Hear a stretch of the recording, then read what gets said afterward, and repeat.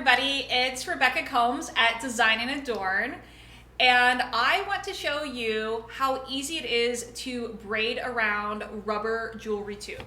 So that looks like this.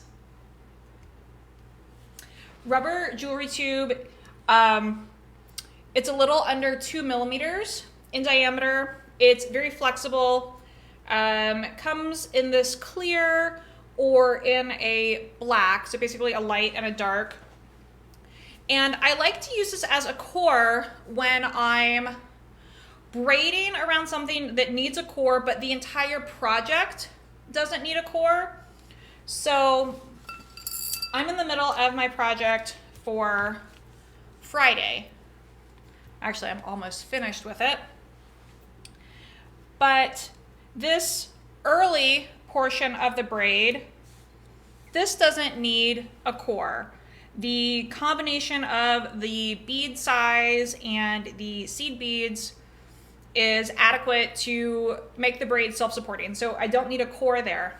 But as I get to the end of the braid, I start transitioning from half seed beads, half fire polish to eventually all seed beads. And when you're using all size 11 seed beads, you actually want to have a core of some sort in the middle of your braid to support the beads and to make sure that they stay nice and round. If you don't have that core in there, the braid can actually collapse on itself and it gets very squishy and it doesn't look so great. So that's why we want to use a core. But since I've already started my braid, right, I've already braided all of this and this section didn't need a core, I can't tie one on. Normally I would tie one on at the very beginning. So I can use this jewelry tube because it's stiff enough that I can just shove it into the braid. So I've trimmed the end of this, you see, so that it comes to a little bit of a point. And I'm just going to sort of like wedge that into my point of braiding. And remember, I don't usually braid with my disc resting on a stand. That's just for the video so that it's stable and doesn't shake so much. But that's why my braid is sort of pulling to the side, because it's quite long and it's hitting the bottom of my glass that it's sitting on. So I have my jewelry tube wedged in here, and now I just braid per usual. Just gonna drop my bead in. There we go. So that was top right down. So top right down comes straight down to the bottom right. That's the same move I always do. I tucked my bead in. And then when I go to the left-hand side, it's going to be the same thing. Bottom left up. Tuck that underneath there. Bring it straight up to the left-hand side.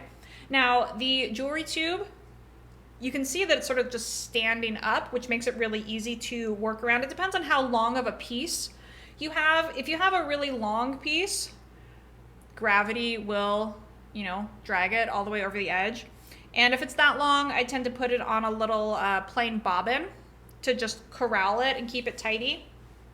But this one's standing up, so I'm just going to rotate and continue braiding around it. If it's flopping, into your workspace, just scoot it out of the way.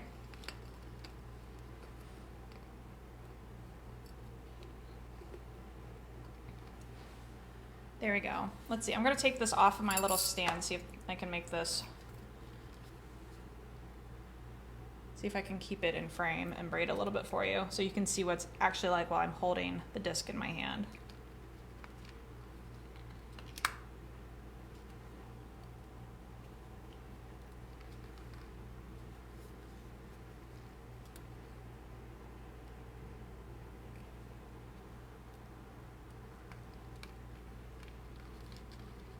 See, the moves are the same.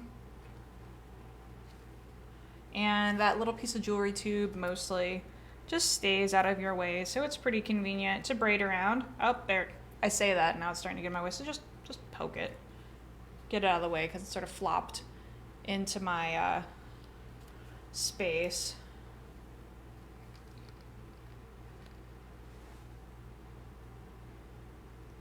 Hi, Rachel. Yeah, I'm broadcasting live, but this is gonna hang out on our Facebook page, so when the video's over, you can rewind and watch it from the beginning. No worries.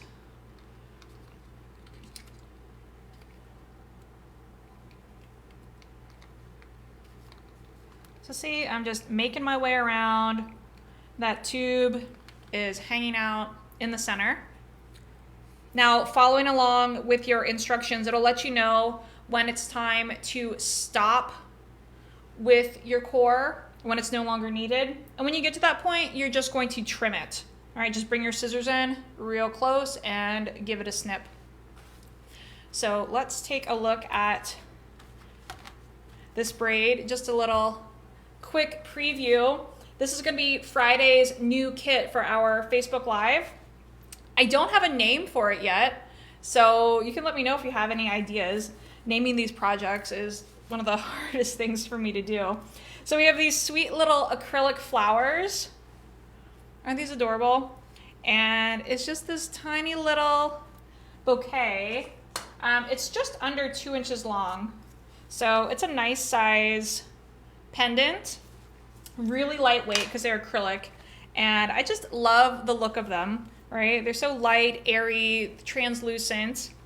And then we have an asymmetrical necklace. So one side of our necklace has this contrast spiral and then the other side is monochromatic. So that's gonna be really sweet. And I'm gonna finish it off with some magnetic end caps when I'm done with the other side. I'm thinking I'm gonna do these stainless steel magnets on here, and then I will do a peyote stitch end cap cover for the top of it. So that's that. I just want to show you how easy it is to braid with the rubber jewelry tube and why we might use that instead of, say, like a piece of rat tail, which is what we usually use. And it's because we can't tie the rat tail on because we're starting mid-project. All right, I hope to see you guys on Friday. It's going to be our usual Facebook Live show time. So that's 5 o'clock Pacific, 8 o'clock Eastern. See you then. Bye.